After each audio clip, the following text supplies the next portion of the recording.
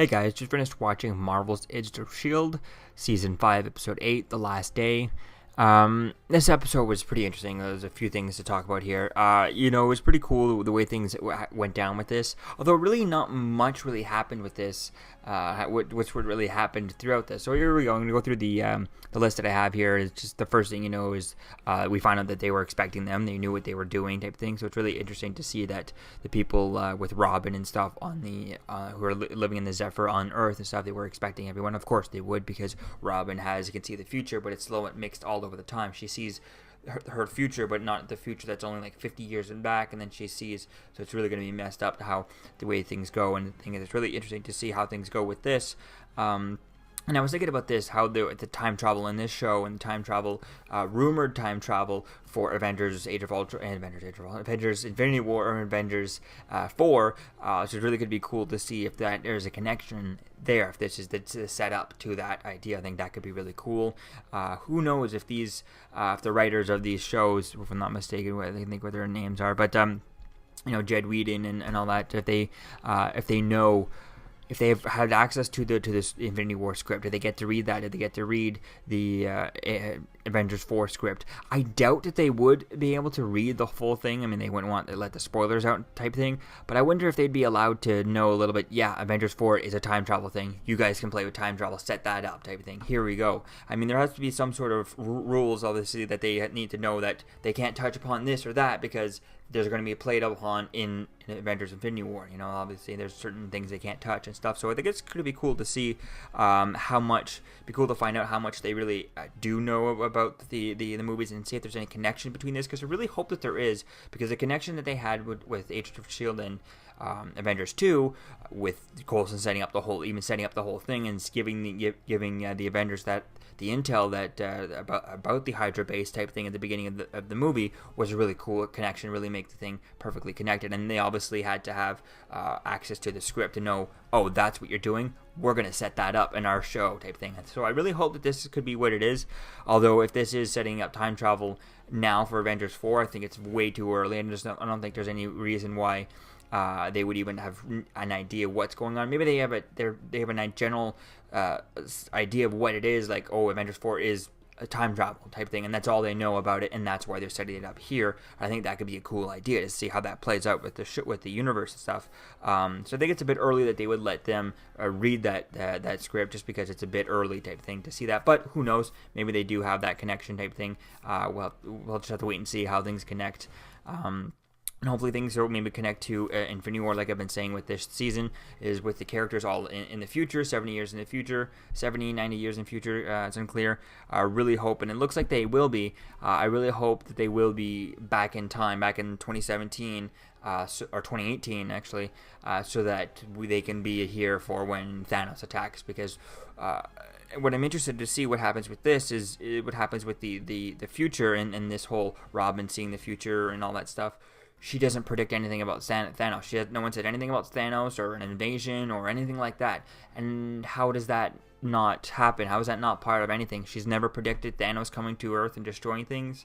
Does that mean Thanos never comes to Earth and they do it all off Earth type thing? Or what does it happen? How come there's been no mention of Thanos in any of this stuff? So who knows what's going to happen with that? Maybe it's because, like she said, Thanos happens after her death type thing, now that we know that she's dead. I think it's going to be cool to see where things go with all that. So let's get back to the list here. Like I said, they were expecting them, and then seeing Mac, Yoda, and Flint stayed up and stuff, that was quite cool, seeing a bit of them. Although we didn't see much of them, but it looks like for the next week's episode, based on the trailer, we're going to be seeing a lot of them in next week's episode. So that'll be cool to see that. And then, Cassius knows that there's survivors on Earth, which is interesting that, we knew that right away. They was in the summary for the episode. We knew, we saw that from the last episode. So at the end, when we get to Serena, his right-hand chick there, we see her arriving on Earth, and it just didn't seem like one more thing after the break. When they go to a commercial break, they come back for like a really short thing, and then there's credits. That wasn't worth it, because we knew she was going to land on Earth type thing. She set it up at the beginning of the episode, so it wasn't a surprise. I would like to have seen a little bit more of a surprise at that point. And then getting back to Robin said, there's no future type thing, which is was foreshadowing that she was going to get killed. She got killed by Voss at the end there, which is Samuel Voss. So it was pretty cool seeing that. And then finding out, Mac and Yo-Yo found the guns and stuff. That was really cool seeing that and all the different guns that they had there. And then they found the piece of the monolith, which was very interesting with that. And then they discovered that Flint is the key, which is probably going to do something with the fact that he has rock powers. And I think it's going to be cool. It got me thinking about, because at first when I thought about the monolith and when I think it was Fitz or Simmons, they were talking about how the piece goes in that piece of the monolith goes inside of the contraption thing that's on the wall that supposedly they built or designed. So it's really going to be cool to see how that goes. And I was thinking about that, and I was thinking, well, what if Quake does some sort of thing to quake it, just like she was doing for the trap hole when Gemma Simmons was on a different planet, the Kree planet, and then they had to go through and we had to have Daisy had to use her power to quake the thing open. So maybe this could be the same idea. Then it also got me thinking when they mentioned at the end that Flint was the key to that, so maybe he's going to be the key instead of retreading the same stuff and having Daisy be the key again. Maybe it could just be. Maybe they could team up together and use their powers together just like they've been doing on Gifted. So that could be cool, an idea, because on Gifted, if you've been watching it, there's a lot of themes of two mutants with the same-ish powers teaming up and blending their I think they actually even like blend their blood together or whatever, but some of them they just hold hands and they merge their powers together, and that could be really cool. So maybe this could be the same idea. Would be awful coincidence if it is, because if I'm not mistaken, obviously that's Fox and this is ABC, so it's totally different.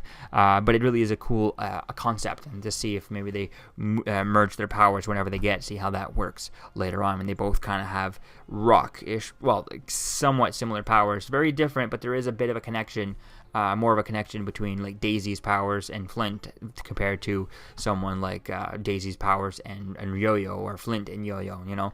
They're both equal, like they both can control like rocks and things like that. So there's an idea that is different. Obviously Quake can just move stuff, but she quakes the rocks around her, and she could push off against that. She can fly, whereas he just lifts the rocks type thing.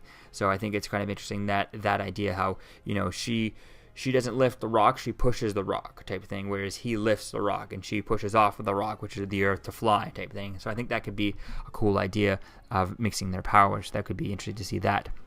Oh, and then we got Deacon that got knocked out by Samuel Stern, and then we see, and then Samuel Voss, and then Yo-Yo versus the Roaches. That was really cool seeing that Yo-Yo versus the Roaches and everything in slow-mo, and she just kind of attacking all the roaches. And although there wasn't many roaches, would have liked to have seen that go on a little longer, but I do understand that those scenes, whenever they go at their speed, are their very longest, because if I'm not mistaken, I've seen a lot all over the internet that every time they do the X-Men movies with Days of Future Past or not First Class, but Apocalypse and stuff, those slow-mo Quicksilver scenes take longer than anything else in the entire movie, and that's why he ends up being the one who spent the most on set, even if he has the least amount of screen time on there, because that entire thing takes so long to film. So I think it's really cool that they do that. Like I said, it would have been cool to see it longer, but I understand how it takes up so much time to do those things like that. So it really is pretty cool to see that. And then we got the Voss attack Daisy and stuff, and then Voss killed Robin, and that was really cool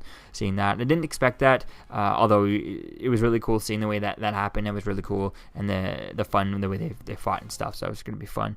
And then Robin tells May how to save the world, and she just says that Flint is the key, and she doesn't know who Flint is, but luckily everyone else knows who Flint is. So that's really cool. I think it was interesting the way that they have making May the one like, oh, Flint is the key, but she doesn't know who Flint is, but everyone else knows. So there's not that much pressure on us as the viewer, because we're like, oh, May doesn't know, but Coulson knows, everyone else knows who he is. They're all good type thing. It's not like they have to go search for who Flint is, which I think would have been a little bit annoying if they'd just given something that was kind of like, who is he type thing, or but the fact that now that they know, now the only pressure went on is the fact that Flint is left up there with Mac and Yo-Yo, and he's he's left up there where everyone wants to kill him type thing. So that's really going to be cool to see how that goes with that. So it's really going to be fun to see where things go with all this. I definitely can't wait to see how things go with this, like I said. And again, like I said, can't wait to see how this slowly connects to Avengers Infinity War as we get closer to that, and maybe even closer to Avengers 4 type thing. So that could be fun. Definitely can't wait to see where things go with this and how things continue, and see if we get some, because we got to get some Thanos references or something like that as things build up, or maybe some references of him building this up. I mean, maybe some of these Kree, do they know of Thanos, or they heard of Thanos? So, you know what I mean? Something like that. I think it really would be cool to know where and when this timeline is. It's really going to be fun to see how this goes, and do they get back before Thanos or after Thanos and all that stuff. I think that's going to be fun. Based on where things are going, I feel like they're probably going to be back before Thanos gets here to Earth and type thing. But we'll have to wait and see how things go with all that. So let me know what you think, guys, about this in the comments below. What do you think about this episode? Where do you think things are going? How do you think things are going to connect to Infinity War? And I'll see you guys in the next video. Peace out. I'm Captain America, here to talk to you about one of the most valuable traits a soldier or student can have. Subscribing. Sometimes subscribing is the key to victory. Sometimes it leads to very little, and it seems like it's not worth it. And you wonder why you waited so long for something so disappointing. How many more of these?